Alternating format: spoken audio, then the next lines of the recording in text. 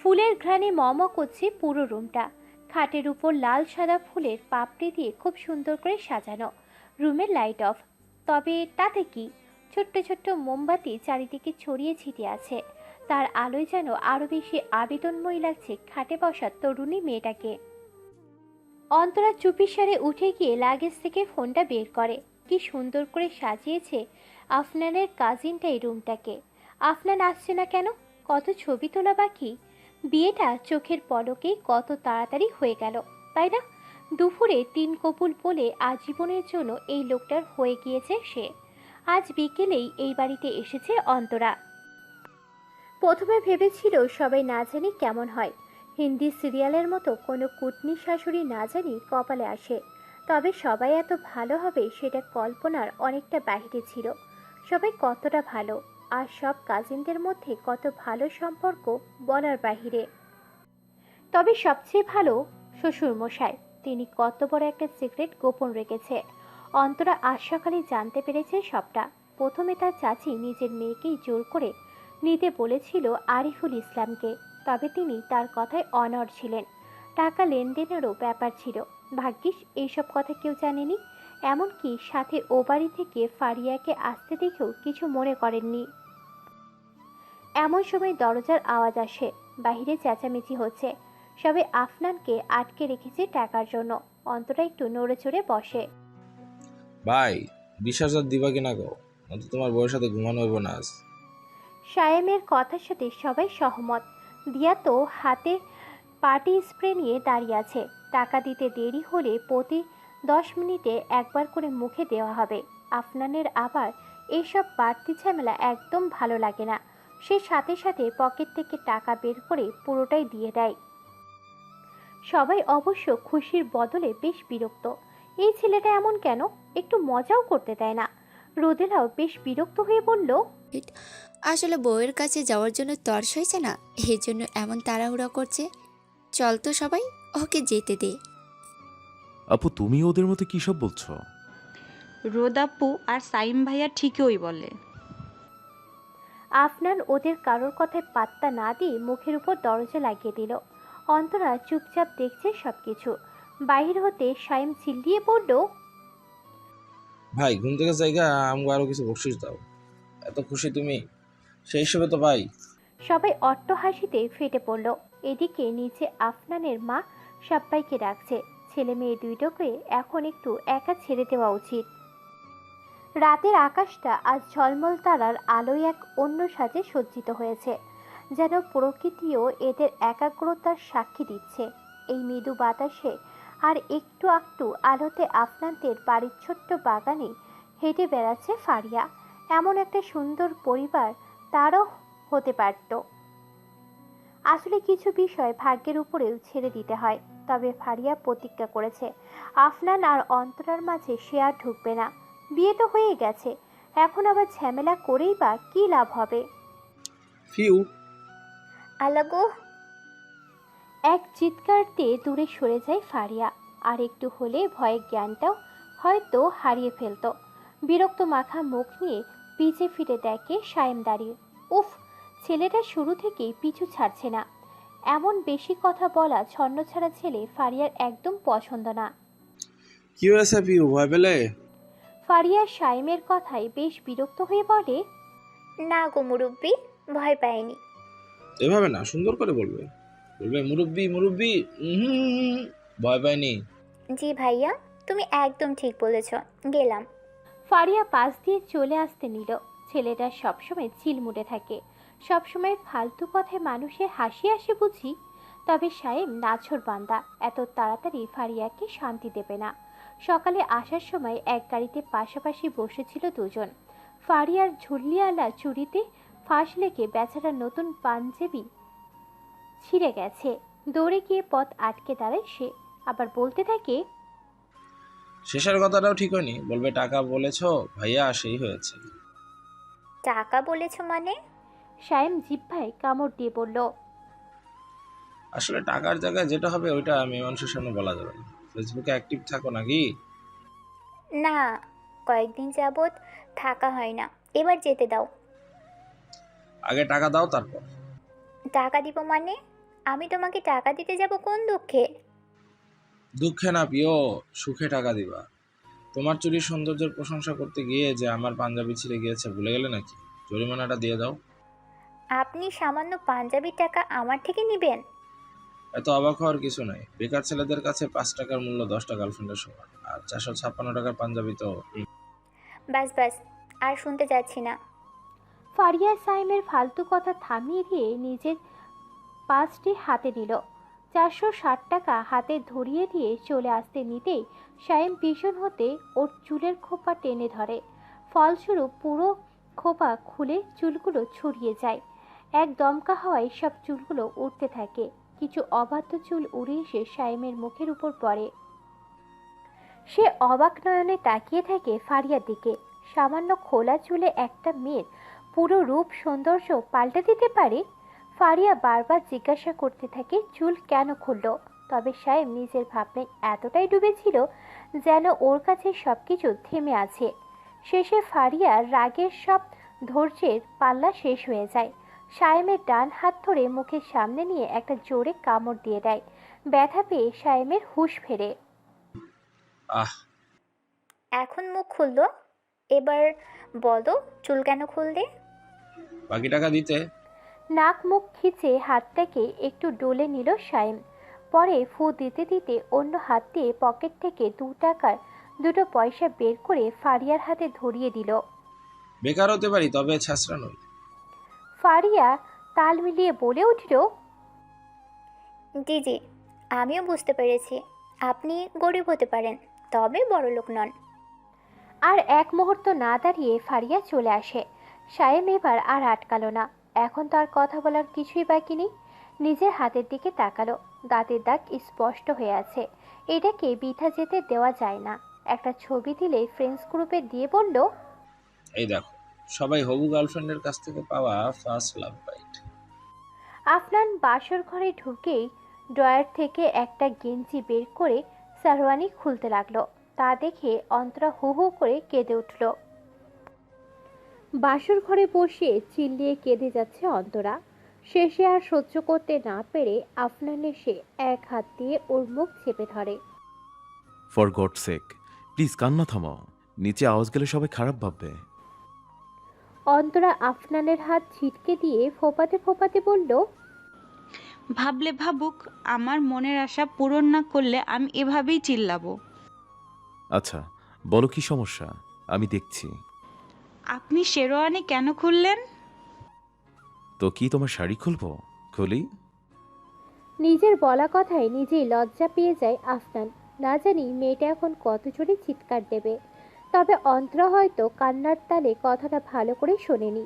সে নিজের ফোন বের করে আফনানের হাতে ধরিয়ে দিল আর মুখ ফুলিয়ে বলতে লাগলো, জানেন, সব মেয়ের শখ থাকে বাসর ঘরে ফুলের মাঝে বসে সুন্দর সুন্দর ছবি তোলার, জামাইকে নিয়ে কাপল পিক তোলার, কিন্তু আপনি ছবি তোলার আগেই জামা পাল্টে ফেললেন। তুমি এজন্য এভাবে মরা কান্না করছিলে? হুম, তা নয় তো কি। ধুর, আমি ভাবলাম ভয় পাচ্ছ। ভয় কেন পাবো? অন্তরার বোকা প্রশ্নের কোনো উত্তর নেই আফনানের কাছে। মেয়েটা আসলে চিল্লায় বেশি, বোঝে কম। যেসব মেয়েরা খুব চিল্লায় ওরা আসলেই কিছু বোঝে না। চুপচাপ প্রকৃতির মেয়েরাই সেই তুলনায় অনেক চতুর হয়। কথায় আছে না, খালি কলসি বাজে বেশি। আফনান অন্তরের হাত থেকে ফোনটা নিয়ে নেয়। শুরু করো। কি শুরু করব? আরে বোকা, পোজ দিতে বলেছে, আমি বিভিন্ন অ্যাঙ্গেলে তুলে দিচ্ছি। অন্তরা তাড়াতাড়ি চোখের জল মুছে মাথার ওড়না আর শাড়িটা ঠিক করে নেয়। এইসব ছবি আইডিতে ছাড়তে হবে। সে নানান স্টাইলে খাটের ফুলগুলো নিয়ে ছবি তুলতে লাগলো। কখনো কখনো টেবিলের মোমবাতি হাতে নিয়েও স্টাইল করতে থাকে। আফনানও খুব মনোযোগ দিয়ে ফটোগ্রাফারদের মতো করে ছবি তুলে দিচ্ছে আর মনে মনে ভাবছে, হে মাবুদ, মেজর আশিকের মতো প্রতিটা বিবাহিত পুরুষকে ধৈর্যের জন্য পুরস্কৃত করা উচিত। এই দিন দেখার জন্য আর্মির ট্রেনিং নিয়েছিলাম। পরে ভাবলো এটা হোমওয়ার্ক। দেখি দেখি, তাড়াতাড়ি দেন তো ছবি কেমন উঠেছে। অন্তরা লাফিয়ে খাট থেকে নেমে আফনানের কাছে গেল। ফোনটা ছো মেরে নিয়ে ছবিগুলো দেখলো। ওয়াও, জানেন, আমার বান্ধবীর বয়ফ্রেন্ড যখন ওদের ছবি তুলে দিত তখন ভাবতাম কবে আমার একটা পার্সোনাল ফটোগ্রাফার থাকবে। প্রতিটি মেয়েরই একটা পার্সোনাল ফটোগ্রাফার থাকা লাগে। এরপর সে আফনানের সারওয়ানি ধরে টান মেরে একদম কাছে নিয়ে আসলো। ইচ্ছে মতো সেলফি নিয়েছে। এতটা কাছে এসে আফনান অবাক নয়নে অন্তরার দিকে তাকিয়ে আছে। মেয়েটা আসলে খুব কিউট। আমাকে দেখা হলে কাঁধে হাত দিয়ে ক্যামেরার দিকে তাকান। এক পজিশন বারবার ভালো লাগে না, চলুন চেঞ্জ করি। অন্তরার কথায় তাড়াতাড়ি চোখ সরিয়ে নেয় আফনান। ছবি তোলা শেষ হলে অন্তরা আয়নার সামনে গিয়ে চেয়ার টেনে বসে। একটু হেল্প করুন তো, আমার মাথায় হাজার হাজার ক্লিপ জুয়েলারি, এসব খুলতে পারছি না, পুরো মাথা ব্যথা করছে। আফনানও কাছে এসে এক এক করে সব খুলতে থাকে। মেয়েটার মাথাটা আসলে ব্যথা হয়ে যাওয়ার কথা। চিকন চিকন কত ক্লিপ দিয়ে আটকানো। সব শেষ করে যেই না শাড়ির পিন খুলতে যাবে, অন্তরা হঠাৎ দাঁড়িয়ে যায়। কি হলো? বাকিটা আমি ওয়াশরুমে একাই করতে পারবো। কথাটা বলে ড্রয়ার থেকে একটা নর্মাল সুতির শাড়ি বের করে অন্তরা বাথরুমে চলে যায়। আফনান হেসে বলে। পাগল মেয়েটা। আফনানের ফোনে একটা নোটিফিকেশন আসে। আওয়াজ পেয়ে চেক করতেই তার মুখটা মলিন হয়ে যায়। কাল বিকেলের মধ্যেই ফিরতে হবে। আফনান চুপ করে বিছানায় গিয়ে শুয়ে পড়ে। অন্তরে সে আফনানকে দেখে ভাবে ঘুমাচ্ছে হয়তো। আর বিরক্ত না করে সেও পাশে চুপটি করে শুয়ে পড়ে। একটু পর ঘুমিয়েও যায়। আফনান পাশ ফিরে ওর ঘুমন্ত চেহারার দিকে তাকিয়ে থাকে। না জানি কতদিন এই চেহারা দেখার তৃষ্ণা নিয়ে থাকতে হবে।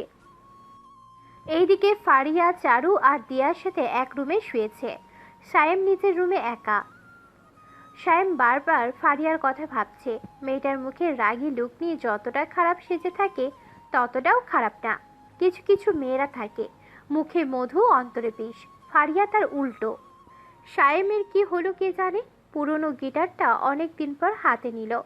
আজ কেন জানি গাইতে ইচ্ছে করছে। আমার আসার সময় হলে তুমি হাত ফসকে গেলে। তোমার যাওয়ার পায় তারা, আমি হই যে দিশেহারা। তুমি অন্য গ্রহের চাঁদ, আমার একলা থাকার ছাদ। তোমার ফেরার সম্ভাবনা অমাবস্যায় জোছনা। তোমার গোপন সবই হয়, আমার আপন মনে হয়। আমি ভোরের ঝরা পাতা, আমার মরার কিসের ভয়। রাত 2টো। রোদেলা বিছানায় কাতরাচ্ছে। সে কারোর সাথে ঘুমায় না। রাতের প্রায় প্যানিক অ্যাটাক আসে তার। ঘুমের ঘোরে পুরনো স্মৃতিগুলো বারবার ভেসে ওঠে। একটা বন্ধ লাইব্রেরি, 3-4টে ছেলে, দুজন হাত পা বেঁধে ফেলেছে আর একজন নোংরা ভাষায় গালিগালাজ করছে। মারামারি? আরে ছেলেটাকে মেরে ফেলবে তো। এই থামো তোমরা প্লিজ। না। জোরে চিল্লিয়ে ঘুম থেকে ওঠে রোদেলা। বারবার হাঁপাতে থাকে। কপালে বিন্দু বিন্দু ঘাম জমেছে। হঠাৎ নিঃশ্বাস নিতেও কষ্ট হচ্ছে। পাশের টি টেবিলের উপর জগ রাখা। এক গ্লাস পানি ঢেলে ঢক ঢক করে পান করে। কেঁদে কেঁদে উপরের দিকে তাকিয়ে বলে, আল্লাহ, এই যন্ত্রণা থেকে কি আমার আর মুক্তি নেই? আজ প্রায় 12টা বছর পরেও রোদেলা সুস্থ হয়নি। প্রতিদিন রাতেই একবার তার ঘুম ভাঙে। কি ভয়ানক স্মৃতি তাড়া করে বেড়ায়। অথচ মেয়েটার কোনো দোষই নেই। হ্যাঁ, একটা দোষ আছে, ভালোবেসেছিল, সেটাই তার দোষ। ঘুম থেকে উঠে ফ্রেশ হয়ে নেয় অন্তরা। ঘড়ির কাঁটা 7টা ছুঁই ছুঁই। তাকিয়ে দেখে আফনান ঘুমাচ্ছে। একটা কিউট বাচ্চার মতো লাগছে। অন্তরা নিজের ফোন হাতে নিয়ে ঘুমন্ত আফনানের ছবি তুলে নেয় অন্তরা। তারপর সিঁড়ি বেয়ে নিচে নেমে আসে। রান্নাঘরের সামনে আসতেই দেখে শাশুড়ি মা আর চারু সবকিছু গোছাচ্ছে। অন্তরাকে দেখেই আফনানের মা একটু হাসি বিনিময় করলো। অন্তরা কাছে এসে সালাম দিল। দিন মা, আমি করে দিচ্ছি। ভাবলাম একটু কাজে হেল্প করি। পাশ থেকে টিটকারি সুরে চারু বলে উঠল, ভালোই তো মাথা চালাতে পারো। আসতে না আসতে সব কিছু তোমারটা বুঝিয়ে দিচ্ছ। আফনানের মা কিছু বলল না। ভাবলো মেয়েটা হয়তো বড় ভাবির সাথে মজা করছে। তবে অন্তরার একটু কেমন যেন লাগলো। ইনি আসার পর থেকেই অন্তরার সাথে একটু কেমন যেন করছে। এমন সময় রান্নাঘরে রোদেলা আসলো। রোদেলাকে দেখেই আফনানের মা সেখান থেকে চলে গেল। রোদেলার মুখটা আবার মলিন হয়ে ওঠে। বিষয়টা অন্তরার নজরে এলো। রোদেলাকে নিয়ে তার মনে অনেক প্রশ্ন। এত বয়স হয়ে যাচ্ছে অথচ বিয়ে করছে না, আবার তার মায়ের সাথে কোনো কথাও বলে না। দিয়া অন্তরাকে কিছু একটা বলতে নিয়েও কাল রাতে সাজানোর সময় বলেনি, হয়তো নতুন বউ সেজন্য। হঠাৎ রোদেলার ফোনে একটা ফোন আসে। সে চেঁচিয়ে বলে, কি? তবে আমি তো ছুটি নিয়েছিলাম। আচ্ছা, তবে আর কি করার, আসছি একটু পর। অন্তরা রোদেলাকে চিন্তিত দেখে বলে, কি হয়েছে আপু?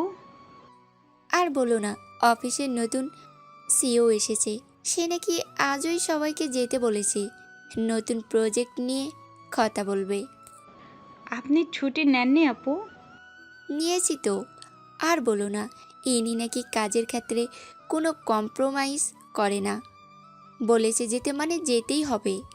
এক্ষুনি বের হবেন? খেয়ে বের হব আর কি। এদিকে রান্না শেষে সবাই টেবিলে খাবার বেড়ে দিচ্ছে। সায়েম, দিয়া, ফারিয়া, আরিফুল ইসলাম সবাই এক এক করে বসে পড়েছে। উপর থেকে পাঞ্জাবি পরে হাত ঠিক করতে করতে নামছে আফনান। অন্তরা একবার তাকিয়ে মুখ সরিয়ে নেয়। এই বাড়ির নিয়ম অনুযায়ী পায়েস রান্না করেছে সে। আফনানেরও নাকি খুব পছন্দ। ভালো লাগবে তো। টেবিলে এসে আফনান বাবাকে সালাম দিয়ে বসে। অন্তরা আর তার শাশুড়ি সবাইকে খাবার বেড়ে দিতে থাকে। চারু ভেবেছিল আফনানের পাশে গিয়ে বসবে, তবে তার ছোট্ট মেয়েটা সেখানে গিয়ে বসেছে। আফনানের মুখটা হঠাৎ গম্ভীর হয়ে যায়। যেটা বলবে সেটা শুনে হয়তো এখানে কারোরই ভালো লাগবে না, তবুও বলে দেয় কথাটা। তা কতদিন পর আসছো? অন্ততপক্ষে 2 মাস, এর কমে সম্ভব নয়। আরিফুল নিজের ছেলেকে কিছু বলে না, দীর্ঘশ্বাস ফেলে খাবার খেতে থাকে। সে নিজেও রিটায়ার্ড অফিসার, তাই সে জানে ছেলেকে দোষ দিয়ে লাভ নেই। এই লাইনে কাজ করতে গেলে পরিবার, ভালোবাসা, অনেক কিছুর ত্যাগ স্বীকার করতে হয়। এদিকে নতুন বউ হওয়ায় সবাইকে খাবার বেড়ে দিচ্ছিল অন্তরা। রোদেলার প্লেটে খাবার দিতে গিয়েই আফনানের কথা শুনে হাতটা থেমে যায়। বুকে চাপা ব্যথা অনুভব করে। সে কি এত খারাপ? আর 2 দিন তার সাথে থাকা যেত না?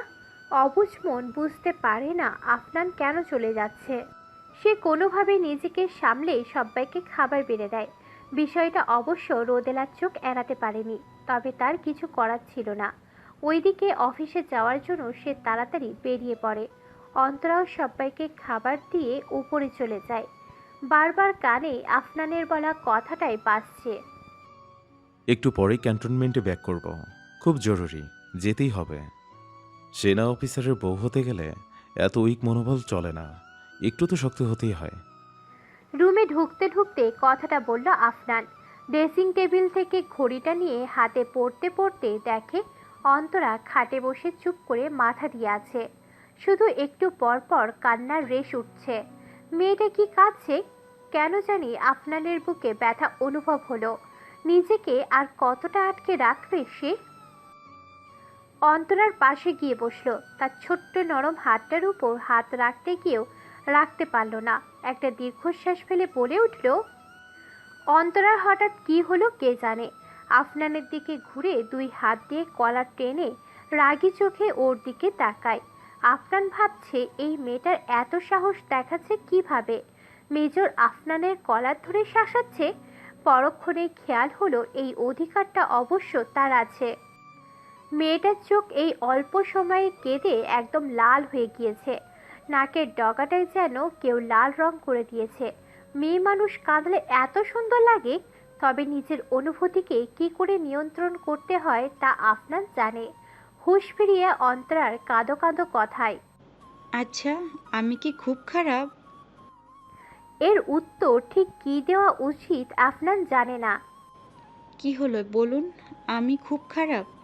এতটা খারাপ যে কয়েকটা দিন এক ছাদের নিচেও থাকা যায় না? তুমি একটু বেশিই ভাবছ। আমাকে ডিস্টার্ব করো না এখন, ব্যাগ গুছিয়ে বেরিয়ে যেতে হবে। কথাটা বলেই উঠে যায় আফনান। আলমারি থেকে কাপড় বের করে লাগেজে ভরে গোছাতে থাকে। মেয়েটাকে সে কিভাবে বোঝাবে তাকে দূরে রাখার কারণ? এখন তো আফনানকে তার পুরো ধ্যান জ্ঞান জুড়ে তার মিশনের চিন্তা রাখতে হবে।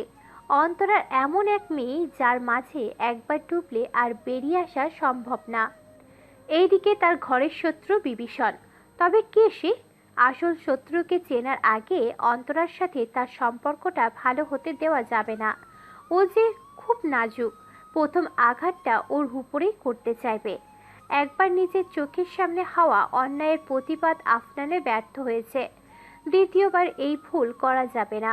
এক ভুলের মাসুল পুরো পরিবার প্রায় 12টা বছর যাবৎ দিচ্ছে, আবার যে সহ্য করার ক্ষমতা নেই। আফনান দ্রুত ব্যাগ গুছিয়ে নিচে বেরিয়ে যায়। তাকে নেওয়ার জন্য গাড়িও এসে পড়েছে, সব রেডি। রুম থেকে বের হওয়ার সময় একবার ফিরে তাকায় অন্তরার দিকে। নিচে গিয়ে সবার থেকে বিদায় নিয়ে গাড়িতে উঠে বসে। যাওয়ার সময় হয়ে গেছে। মা একটু আগে বকাবকি করে এখন থেমেছে। বিয়ের পরের দিনই কেউ কাজে যায়, তবে আফনানকে বোঝানোর কোনো ওয়ে নেই। গাড়িটা স্টার্ট দেওয়ার আগে একবার নিজের রুমের জানালার দিকে তাকায়। সাথে সাথে কেউ একজন পর্দার আড়ালে নিজেকে আড়াল করে নেয়। এইটা যে অন্তরা তা আফনান জানে। অভিমান জমেছে খুব। আফনান একটা দীর্ঘশ্বাস ফেলে ড্রাইভারকে গাড়ি স্টার্ট দিতে বলে। চলুন চাচা, আর সময় নেই, অনেক দেরি হয়ে গিয়েছে। এদিকে রোদেলার অফিসে আকাশটা সকাল থেকে মেঘলা, বৃষ্টি আসবে আসবে করেও যেন আসছে না। রোদেলা দ্রুত অফিসে পৌঁছে নিজের গাড়িটা পার্কিং এরিয়াতে রাখলো। ভিতরে যেতে না যেতেই দেখে সবার চোখে মুখে ভয়ের ছাপ। নতুন সিও আসতে না আসতেই সবার অবস্থা বাজে করে ফেলেছে। রোদেলার একজন কালিক মিস মিফাত রোদেলাকে দেখা মাত্রই দৌড়ে তার কাছে চলে আসে। রোদেলা, এত দেরি করলে কেন? তোমাকে তো বলেছিলাম দি, আমার ভাইয়ের বিয়ে, সেজন্যই। ও হ্যাঁ, ভুলে গিয়েছিলাম। তাড়াতাড়ি স্যারের রুমে যাও, খুব রেগে আছে তোমার উপরে। আপকানি প্রজেক্টের ফাইল একটা কপি তার কাছে পাঠানোর কথা ছিল কিন্তু। তো কি হয়েছে? আমি ছুটিতে যাওয়ার আগে তাকে মেল করে সব পাঠিয়ে দিয়েছিলাম তো। তা জানি না, তুমি যাও, খুব রেগে আছে ওই লোকটা। রোদেলা আর কথা না বাড়িয়ে লিফটে উঠে পড়ল। কিছু সময় পর উপস্থিত হলো স্যারের রুমের সামনে। দরজা নক করে প্রশ্ন করলো, স্যার আসবো? আসুন। রোদেলা ভিতরে আসে। এখন আপাতত রুমে কেউ নেই, সবাই বকা খেয়ে চলে গিয়েছে হয়তো। এবার তার পালা। ইয়াসিন চেয়ারে হেলান দিয়ে ফোনে গেমস খেলতে লাগলো। রোদেলা ওকে দেখে অবাক। এটা তো সেই ছেলে, তবে আজকে অনেক ভিন্ন লাগছে। দামি শার্ট, দামি ব্লেজার, অনেকটা গোছানো। রোদেলা অবাক হয়ে প্রশ্ন করে, আপনি? ইয়াসিন চোখটা বাঁকিয়ে রোদেলার দিকে তাকায়, আবার গেমসে মনোযোগ দেয়। যেন দিন দুনিয়ার সব কিছু গুরুত্বপূর্ণ কাজ হলো বাবল শুটার গেম খেলা। রোদেলা ভাবে ওই দিনের কথা হয়তো ছেলেটার মনে নেই, তবে সেদিন কি গরিব একটা ভাব নিয়েছিল। মিস রোদেলা, জি স্যার। নতুন ফাইলটার কপি পাঠানোর দায়িত্বটা কার ছিল? স্যার আমার। পাঠিয়েছেন? জি স্যার, মেল করে পাঠিয়েছিলাম। ইয়াসিন চেয়ারে একটু সোজা হয়ে বসে ফোনটা সাইডে রাখে।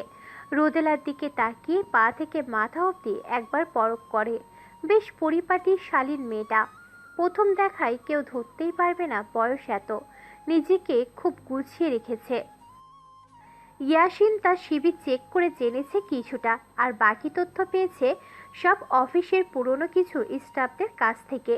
সবার সব তথ্য নেওয়ার সময় রোদেলার নাম শুনেই বাসের কথা মনে পড়ে। তখন থেকে মেয়েটাকে দেখার জন্য সে কিউরিয়াস। বড়লোক ফ্যামিলির মেয়ে, চাকরি না করলেও পারে, তবে কেন করে সেটা সেই জানে। হয়তো ইন্ডিপেন্ডেন্স হওয়ার নেশায়। এই নেশায় আজকাল অনেক মেয়েরাই বিয়ের বয়স পার করে ফেলে, তবে রোদেলাকে তেমন মনে হচ্ছে না। অনেক তথ্যই কম সময়ে তার ব্যাপারে জেনে নিয়েছে, আরও জানতে ইচ্ছে করছে। হঠাৎ এই মেয়েটার প্রতি ইয়াসিনের ইন্টারেস্ট কেন আসলো সে নিজেও জানে না, তবে কিছু তো আছে মেয়েটার মাঝে। হয়তো চোখ দুটো। মেয়েটার চোখগুলো টানা টানা, বেশ মায়াবী। প্রথম দেখায় অ্যাট্রাক্ট করতে পারবে এমন। ইয়াসিন ধ্যান ভাঙে রোদেলার কথায়। স্যার, আমি কি চলে যাব? তবে যাওয়ার আগে একটা কফি বানিয়ে দিন। জি। কোনো সমস্যা? কফি মেশিন তো পাশেই আছে, গ্লাসে ঢেলে দিতে পারবেন না? না স্যার, পারবো, দিচ্ছি। রোদেলা মনে মনে বেশ বিরক্ত হয়, তবে প্রকাশ করে না। ইয়াসিন ওর অবস্থা দেখে হাসে। মেয়েটা একটু বেশি শান্ত, তবে ভিতরে ভিতরে এখনো যেন বাচ্চামো একটা ভাব আছে। কোনো কারণবশত সেটাকে বের হতে দেয় না। মুখে কেমন মলিন একটা হাসি থাকে। রোদেলা কফি অর্ডার করে বের হয়ে যায়। ইয়াসিন কাউকে কল দিয়ে বলে, একটা মেয়ের ছবি দেখছি, কালকের মধ্যে সব তথ্য বের করে রেডি করবে, কুইক। প্রায় রাত হয়ে এসেছে। নিজের রুমের জানালা খুলে বাহিরে তাকিয়ে আছে অন্তরা। মা কয়েকবার খাবার খেতে ডেকে আর আসেনি। বিয়ের পর প্রথম নিজের বাড়িতে মেয়েরা স্বামী নিয়েই আসে, তবে অন্তরা ফারিয়ার সাথে একাই এসে পড়েছে। সবাই অবশ্য পরিস্থিতি মেনে নিতে বাধ্য। আর্মিরা বেশি একটা ছুটি এমনিতেও পায় না, তবে তাই বলে বিয়ের পরের দিনই চলে যাবে সেটা অবশ্য কেউ ভাবেনি। কি রে, কি ভাবছিস? একটা প্লেট হাতে নিয়ে রুমে ঢুকতে ঢুকতে বলে ফারিয়া। প্লেটে ডিমের ডোজা বানিয়ে দিয়েছে অন্তরার মা, সাথে সস। বিছানায় উঠে একটা ডোজা নিয়ে সস লাগিয়ে খেতে লাগলো ফারিয়া। অন্তরা এখনো বাহিরে তাকিয়ে আছে। কি রে, নে। আমি খেতে খেতে সব সাফার করে ফেললে আবার কিছু বলিস না কিন্তু। খা তুই, আমি খাবো না। মহিলা দেবদাস হয়ে গেলি মনে হয়। শরৎচন্দ্র বেঁচে নেই, থাকলে তোর মতো সেনাবাহিনীর বউদের নিয়ে একটা উপন্যাস লিখত, নাম দিত দি মহিলা দেবদাস। অন্তরা বিরক্ত নিয়ে ফারিয়ার দিকে তাকায়। হাতে থাকা প্লেটে ডোজার দিকে চোখ পড়তে পেটের ইঁদুরগুলো দৌড় দিতে শুরু করে। আজকে দুপুর থেকে না খাওয়া, তবে আফনান কি খেয়েছে এই চিন্তায় আর কিছুই মুখে দেয় না। ফারিয়ার ফোনে হঠাৎ একটা কল আসে।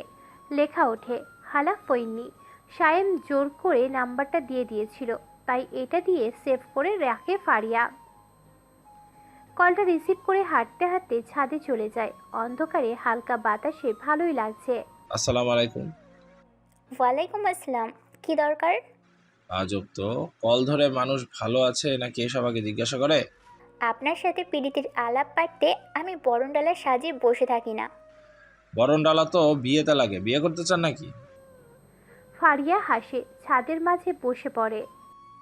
আমার এতটা খারাপ দিন আসেনি বেকার ছেলে বিয়ে করব, তাও এমন চিল মুডে থাকা লোক। বেকার ছন্নছাড়া ছেলে বিয়ে করে তোমার একটা লাভ হবে কি জানো? সে সারাদিন রাত শুধু তোমাকেই সময় দেবে। অফিস নামক সতীনের জ্বালা সহ্য করতে হবে না। এত সময় লাগবে না আমার। নানান কথায় ফোন আলাপ চলতে থাকে দুজনের মাঝে। প্রথমে যতটা খারাপ মনে হয়েছিল ছেলেটা ততটাও খারাপ না। এইদিকে এখনো না খেয়ে বসে আছে অন্তরা। হঠাৎ আননোন নাম্বার থেকে একটা মেসেজ আসে। নোটিফিকেশন দেখে বুঝতেই অসুবিধা হয়নি কে সে। মনটা একটু হলেও ভালো হয়। মেসেজটা পড়তে থাকে। দুপুরে নাকি না খেয়ে বের হয়েছো বাসা থেকে? এখনো কিছু খাওনি, খেয়ে মেসেজ দাও। সমস্যা কি তোমার বলো তো? একে তো কান্নার মুখ দেখে বের হয়েছি, কোনো কিছুতে মন বসছে না। 2 মাস এভাবে কিভাবে থাকবো আমি? কষ্ট শুধু তোমার হয়, আমার হয় না? দরকারি কাজ ছিল দেখেই তো এসেছি। কাল বিকালে কল দেব, যখন সময় পাবো কল দেব ডেইলি। কথা বলবে ফোনে, মনটা একটু হালকা লাগবে। আজ এসে অনেক কিছু সামলাতে হচ্ছে, তাই কল দিতে পারিনি। দিলেই তো 1 ঘন্টা চলে যাবে তোমার উহু হু কান্না শুনতে শুনতে। প্লিজ খেয়ে নিও, রাখছি। ও আর একটা কথা, থাক বলবো না, সামনাসামনি না বলে ফিল আসবে না। খোদা হাফেজ। অন্তরা পড়ে আর হাসে। কি বলতে চেয়েছিল সেটাও একটু ভাবে, তবে বেশি একটা ভাবার সময় পায় না। খিদে পেটটা জ্বলছে। পাশের প্লেটটা হাতে নিয়ে খেতে থাকে। চোখের পলকে যেন সময়টা কেটে যাচ্ছে। আফনান গিয়েছে প্রায় 1 মাস। এখন শুধু ফোনে ফোনে কথা হয় অন্তরার সাথে। মাঝে মাঝে একটু খারাপ লাগলেও মানিয়ে নিয়েছে মেয়েটা। এখন এই বাড়ির বড় বউ সে। রান্না থেকে ঘরে সব কিছুতেই একটু একটু করে আধিপত্য বাড়ছে তার। বাড়ির সবার সাথেই সম্পর্ক অনেকটা ভালো অন্তরার। শুধু দিন শেষে রুমে ফিরলে অনেকটা একাকিত্ব গ্রাস করে সারা মনটাকে। সব কিছু থেকেও কি যেন নেই নেই লাগে। ভাবি আসবো? দিয়ার কণ্ঠে দরজায় তাকায় অন্তরা। মেয়েটা খুব ছটফটে আর মিশুক স্বভাবের। একা একা বোর হচ্ছিলাম, আর তোমাকে একটা জিনিস বলার ছিল। কি? কাল পুরো বাড়ি ফাঁকা হবে। মানে?